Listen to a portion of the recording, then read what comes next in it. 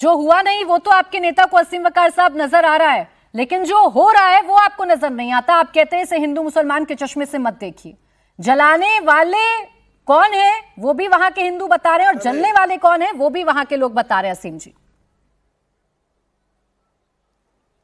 नहीं, मैं बताऊं आपसे, बताइए। गुजरात में जो नरसंहार हुआ था मुसलमानों का, जो गुजरात के कई शहरों में सड़कों पर जो खून रेजी की गई थी मुसलमानों की, अगर उस वक़्त जब गुजरात का दंगा हुआ था और गुजरात में मुसलमानों का नरसंहार हुआ था, उस वक़्त अगर कांग्रेस के कुछ गद्दार नेताओं ने जो बीजेपी से मिले हुए थे, अगर उस वक़्त उन्होंने गद्दारी ना की होती और सदा दी होती दंगाइयों को, नरसंहार का प्लान रचने वाले लोगों को, तो आज ये हालात जो हैं ये ना हुए होते। ये वो नेता जिम्मेदार हैं जो कांग्रेस में रहकर कांग्रेस के दुश्मन थे और बीजेपी से मिले हुए थे और नहीं साजिशकर्ताओं के साथ नरसंहार के और दंगाओं की साजिश करताओं असीम के वकार साथ जी, थे। देखिए आपके साथ दिक्कत ये है ना, जिस टॉपिक पर बात करती हूँ ना आप उस टॉपिक पर बात नहीं करेंगे। मुझे इन तस्वीरों पर जवाब दीजिए, अपने नेता के बयान पर जवाब दीजिए, उसके बाद इधर उधर पूरे देश की बात कर लीजिएगा। मैं मौका दे दूंगी आपको। नहीं, मेरे सुनिए मैडम, बोलिए देखिए, बोलिए।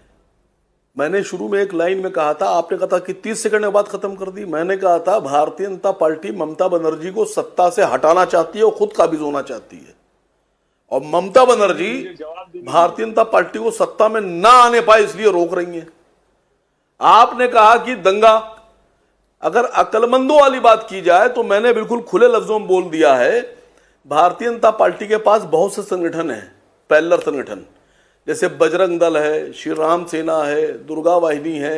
इसी तरह बीजेपी के पास एक संगठन है मुस्लिम राष्ट्रीय मंच। सब बोलेंगे, लेकिन वहां हिंदुओं को नहीं सुना आपने? नहीं सुना क्या?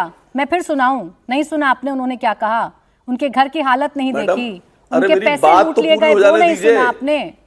बात कर रही है ना। क्या उन हिंदुओं का दर्द असीम वकार साहब को नजर नहीं आता? तरीके से चुनिंदा ऑर्गेनाइजेशंस को बोलिए बोलिए क्लब करने की असीम कोशिश वकार की जी, है। बोलिए। मेरी बात तो पूरी हो जाने दीजिए। अरे बोलिए ना, बोलिए। नहीं, क्या आप इस बात से क्या आप इस बात से का लिंक बनाना शुरू कर दे, क्या इस बात से इनकार कीजिएगा मेरी कि क्या इस बात से बिल्कुल इनकार कर दीजिएगा कि बंगाल में मुस्लिम राष्ट्रीय मंच के लोग नहीं है? क्या आप इनकार कीजिएगा? इस बात की जांच होना चाहिए और ममता बनर्जी को चाहिए कि जांच करें और खोजें कि कहीं ऐसा तो नहीं है कि बजरंग दल की तरह से मुस्लिम राष्ट्रीय मंच भी सक्रिय हो गया हो। चलिए ठीक, यानी असीम वकार साहब आज इन तस्वीरों पर नहीं बोलेंगे।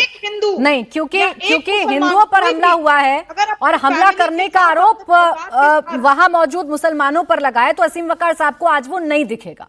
आज वो पूरे देश की चर्चा करेंगे मुझसे, लेकिन उस पर चर्चा नहीं करेंगे असीम वकार जी। समझ में आ गया मुझे। तहसीन जी आपके पास आ रही हूँ।